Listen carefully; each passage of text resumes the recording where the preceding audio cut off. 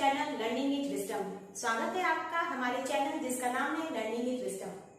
तो आज की इस वीडियो में मैं बताने वाली हूँ ब्लड ग्रुप के बारे में। वैसे तो मैं ब्लड के बारे में बहुत सारे टॉपिक्स बना करके उसकी वीडियो बना करके मैंने अपलोड किया है। तो फ्रेंड्स, अगर आप लोगों ने शुरुआत से ब्लड का वीडियो नहीं देखा है तो आप मेरे प्लेलिस्ट के चैनल में जा करके आप सारी वीडियो देख सकते हैं। तो आज का वीडियो है ब्लड ग्रुप। ब्लड ग्रुप में आज मैं बताऊंगी कि हम खुद से अपना ब्लड ग्रुप कैसे चेक कर सकते हैं।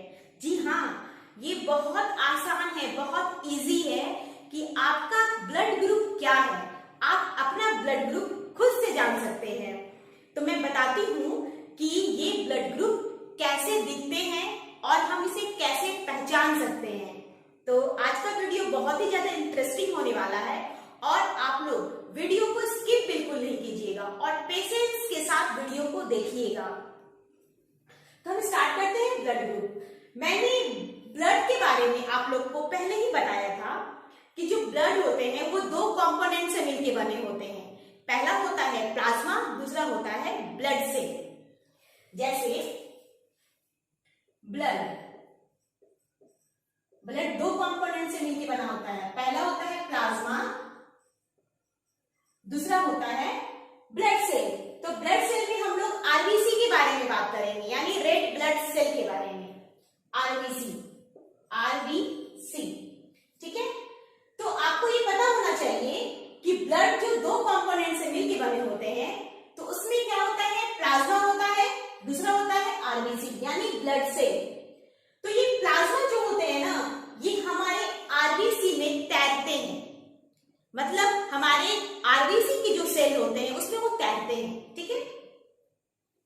तो प्लाज्मा में एक टाइप का प्रोटीन होता है जिसे हम लोग किस नाम से जानते हैं, एंटीबॉडी।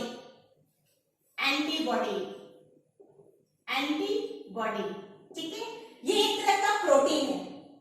वैसे ही आरबीसी में भी एक तरह का प्रोटीन पाया जाता है, या यूं कह सकते हैं कि आरबीसी में जो प्रोटीन है वो प्रोटीन ग्रुप का निर्धारण करता है।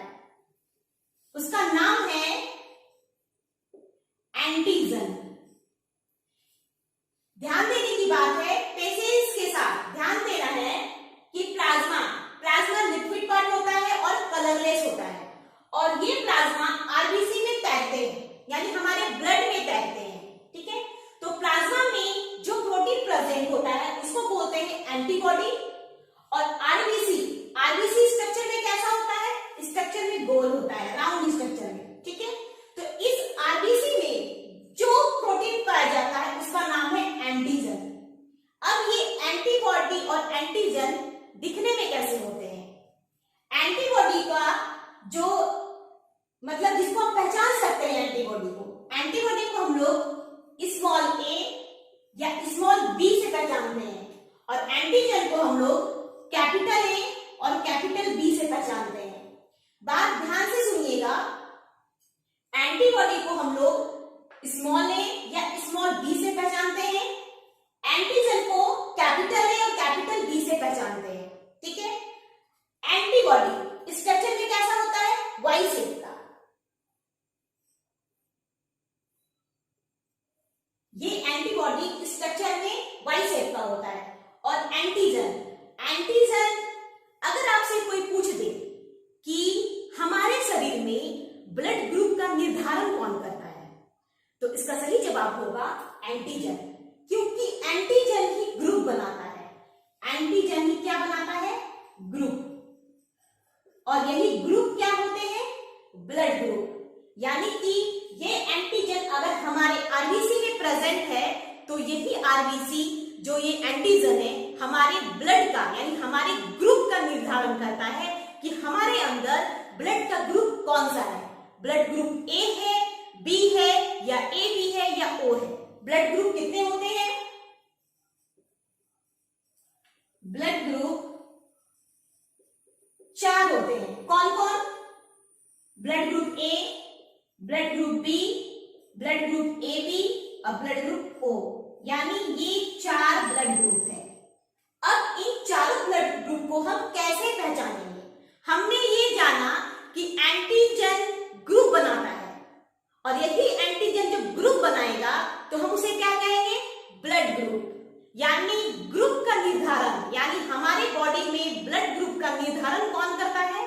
एंटीजन। अगर एंटीजन है तभी ग्रुप बनेगा और ये ग्रुप 4 होते हैं, group A, group B, group A B, group O. लेकिन हमने जब एंटीबॉडी के बारे में बताया तो हमने इसे ग्रुप में नहीं बांटा, हमने सिर्फ बताया कि एंटीबॉडी को हम लोग स्मॉल ए और स्मॉल बी से इंडिकेट करते हैं और ये स्ट्रक्चर में वाई शेप का होता है। अब हम लोग जानेंगे कि ये जो ब्लड ग्रुप है ए बी ओ, ये कैसे, इसमें कितने एंटीजन होते हैं और इसमें कितने एंटीबॉडी होते हैं। ठीक है, जैसे कि मैं यहां बता रही हूं आरबीसी, मैंने एंटीजन का जितना भी बात बताया वो आरबीसी में बताया और आरबीसी स्ट्रक्चर में कैसे होते हैं, राउंड, यानी ये आरबीसी, मैं एक आरबीसी बना रही हूं।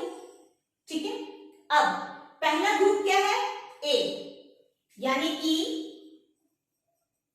ग्रुप, या इसे हम लोग एंटीजन भी कहते हैं, एंटीजन। ठीक है, अब देखिए इस ग्रुप में यानी इस एंटीजन में, यानी इस आरबीसी के ऊपर, यानी इसके सरफेस पे अगर पॉइंटेड लाइक स्ट्रक्चर दिखे इस टाइप से, ये पॉइंट वाला पार्ट आपको यहां दिख रहा होगा, ये पॉइंट वाला पार्ट है, ये पॉइंट वाला पार्ट, ये आपको पॉइंटेड या नुकीला दिख रहा होगा। तो ये जो देख रहे हैं, अगर हम अपना ब्लड ग्रुप देखें तो हम अपने ब्लड को एक स्लाइड में डाल करके माइक्रोस्कोप से देख सकते हैं। अगर हमारे ब्लड में यानी हमारे आरबीसी में ऐसा स्ट्रक्चर दिखा, यानी कि इस आरबीसी के ऊपर अगर ये पॉइंट वाला स्ट्रक्चर दिखा, तो हम क्या बोलेंगे कि हमारा ब्लड ग्रुप कौन सा है, हमारा ब्लड ग्रुप ए है। ठीक है, क्योंकि ए की ये पहचान है, आरबीसी के ऊपर अगर नुकीला स्ट्रक्चर दिखे, नुकीला पार्ट दिखे, तो वो ब्लड ग्रुप ए की पहचान है। ठीक है, अब देखिए, अब हम ब्लड ग्रुप बी की बात करते हैं। मैं फिर एक आरबीसी बना रही हूं। अब इस आरबीसी में बी ब्लड ग्रुप कैसा होता है, यानी इस आरबीसी के ऊपर बी का स्ट्रक्चर कैसा होता है। जैसे हम लोग 3 लिखते हैं, 3 यानी एक कर्व किया हुआ रहता है, ऐसे करके 3 से हम लोग क्या बना देते हैं, बी। तो आप ये बी का आधा निकाल दीजिए, तो ये कर्व वाला पार्ट बचता है, तो हम इसको कर्व कर देते हैं, ऐसे करके कर्व कर दिया। ठीक है, ये जो स्ट्रक्चर दिख रहा है आपको आरबीसी के ऊपर कर्व किया हुआ,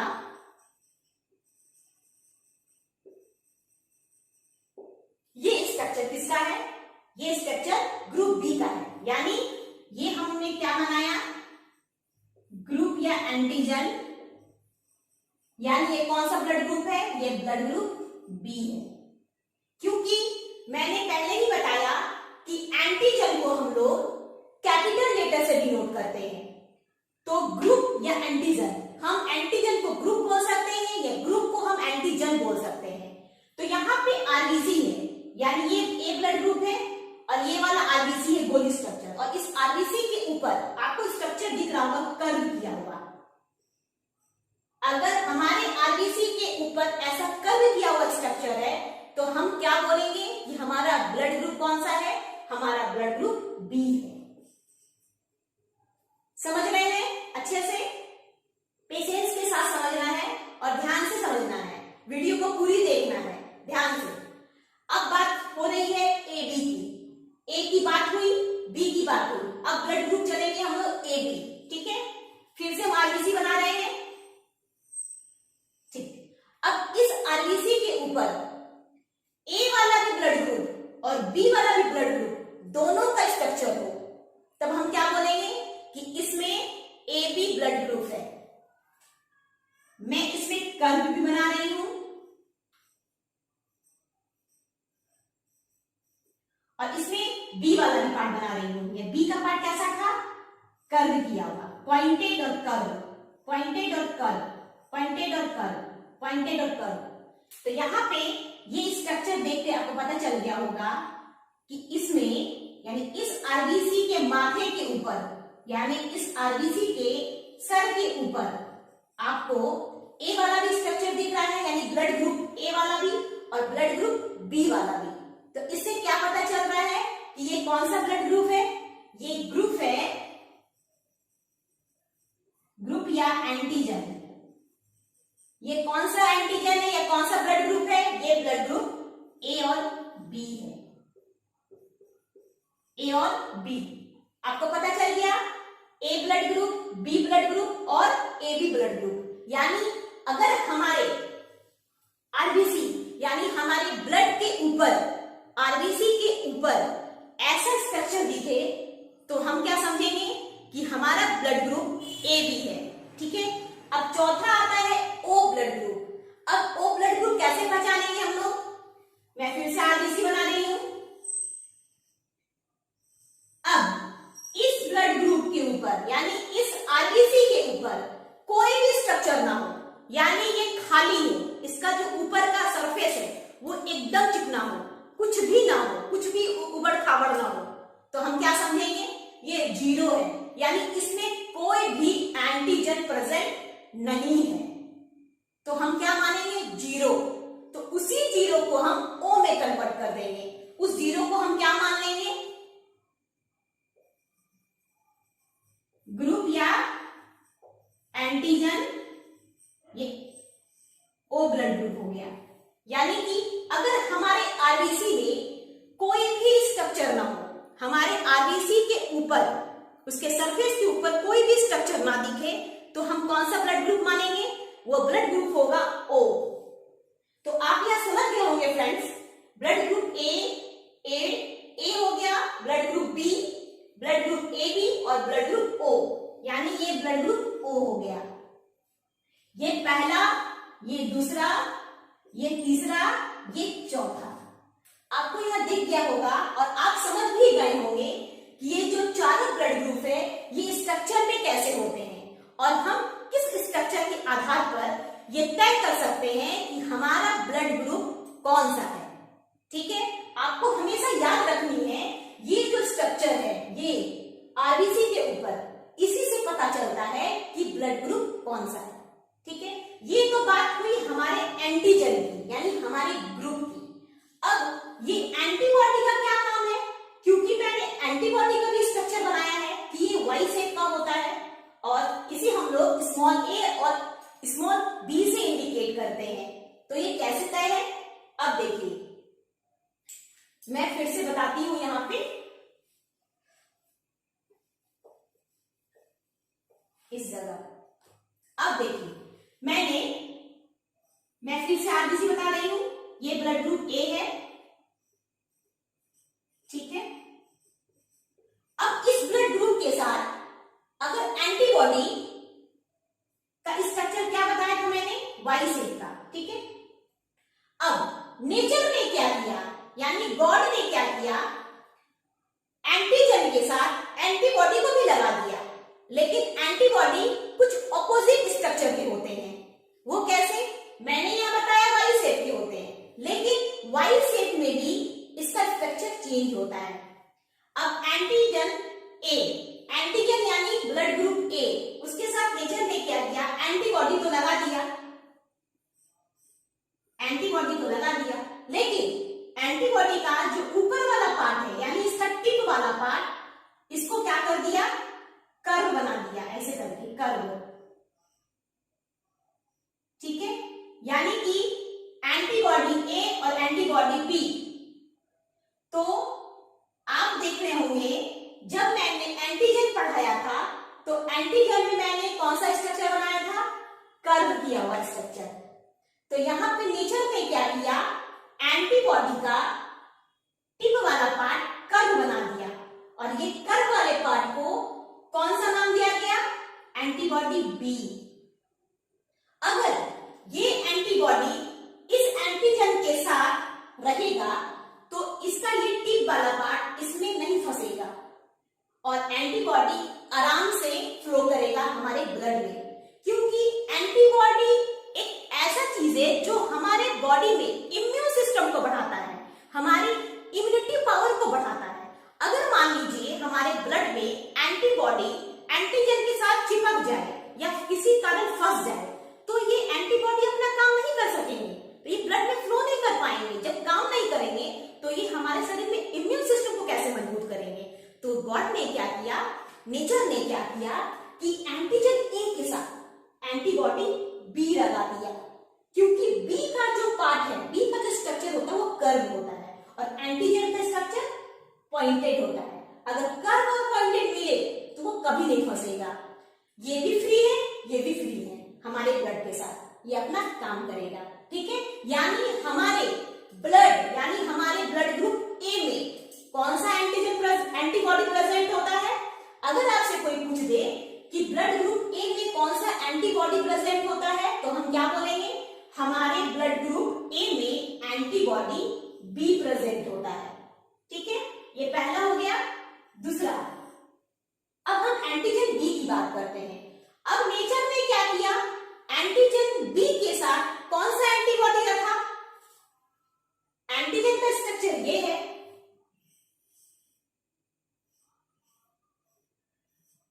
ये एंटीजन का स्ट्रक्चर है, तो इसमें कौन सा एंटीबॉडी होगा, जस्ट इसके डिफरेंट होगा।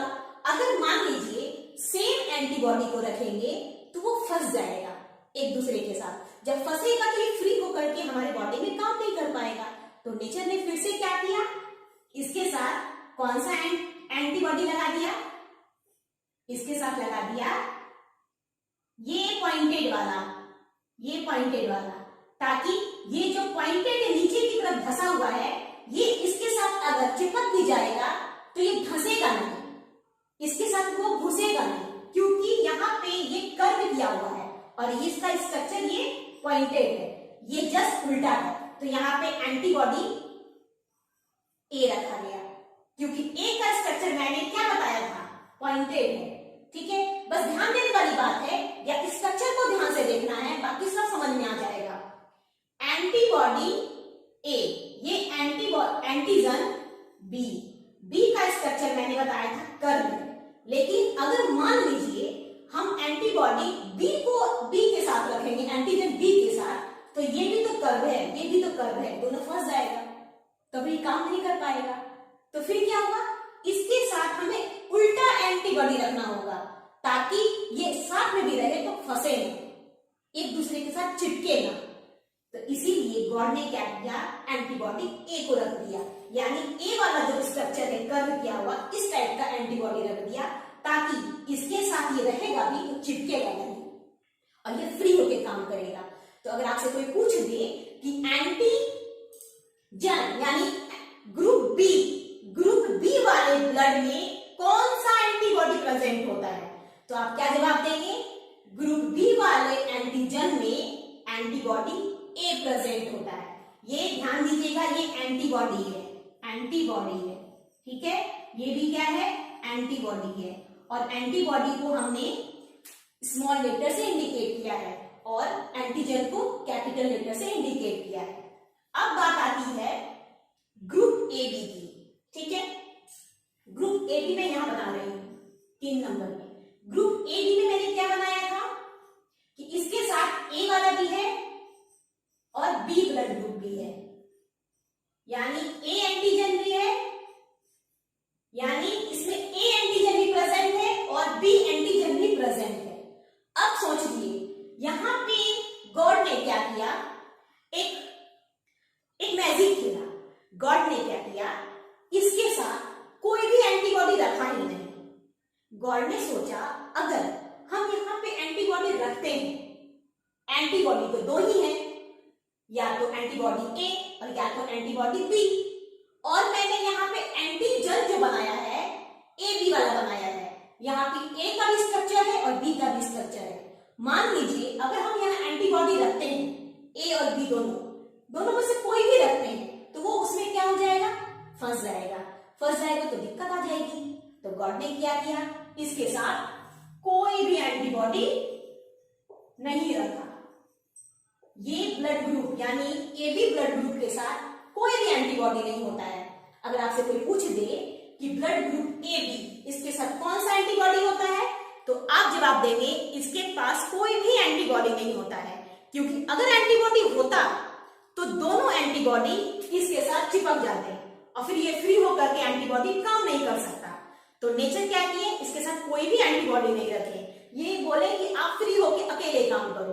ठीक है, अब है यानी ब्लड ग्रुप ओ, यानी 4 नंबर। मैंने बताया था कि इस ब्लड सेल में यानी इस आरबीसी के ऊपर कोई भी एंटीजन ना हो, ना एंटीजन ए हो, ना एंटीजन बी हो, ना एंटीजन ए बी हो, कोई भी एंटीजन ना हो, इसका सरफेस प्लेन हो, कुछ भी ना हो। तो मैंने क्या बोला था, ये 0 है। अब उस 0 को मैंने क्या बताया था, ओ बताया था। तो इसके साथ गॉड ने क्या किया, इस ब्लड ग्रुप के साथ गॉड ने क्या किया, इस ब्लड ग्रुप के साथ गॉड ने दोनों एंटीबॉडी को रख दिया। एंटीबॉडी ए और एंटीबॉडी बी, ए और बी दोनों को साथ में रख दिया, क्योंकि अगर एंटीबॉडी ए भी इसके साथ है तो इस एंटीजन को कोई प्रॉब्लम नहीं है। अगर एंटीबॉडी बी इसके साथ है तो एंटीजन को कोई भी प्रॉब्लम नहीं है, क्योंकि इस ओ वाले ब्लड ग्रुप में कोई भी एंटीजन नहीं है और ये एंटीबॉडी ए और बी आराम से फ्री होकर फ्लो करेंगे हमारे ब्लड में और हमारे इम्यून सिस्टम को आगे बढ़ाएंगे। अब बात आती है कि ये वाले यानी ब्लड ग्रुप ओ वाले में एंटीबॉडी ए और एंटीबॉडी बी दोनों होते हैं। क्यों होते हैं? आपने कभी सुना होगा कि ब्लड ग्रुप ओ वाले व्यक्ति कम बीमार पड़ते हैं, यानी वो कम बीमार होते हैं, उसे कम कोई भी बीमारी कम होती है। तो कम क्यों होती है? क्योंकि इसके साथ दोनों एंटीबॉडी हैं और एंटीबॉडी हमारे बॉडी में इम्यून सिस्टम बढ़ाता है। तो ऐसे पर्सन जिसका ब्लड ग्रुप ओ है वो बीमार कम पड़ते हैं। लेकिन अगर आप हमसे क्वेश्चन कर दें कि मैम इस एंटीजन ए बी वाले में कोई भी एंटीबॉडी नहीं होता है, तो क्या ये आदमी हमेशा बीमार पड़ता है?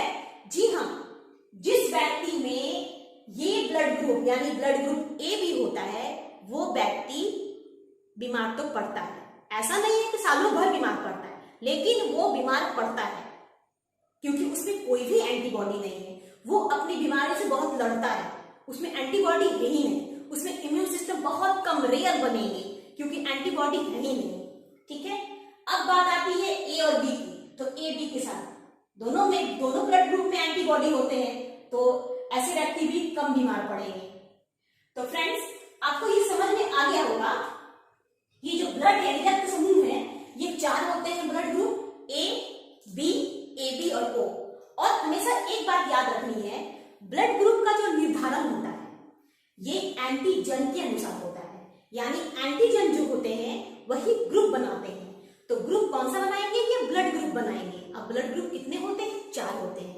Blood group A B, A B और ओ, ये चारों ब्लड ग्रुप होते हैं। और ये चारों ब्लड ग्रुप दिखने में कैसे होते हैं और आप उसे कैसे पहचान सकते हैं मैंने बता दिया है, और किस ब्लड ग्रुप के साथ कौन सा एंटीबॉडी होता है।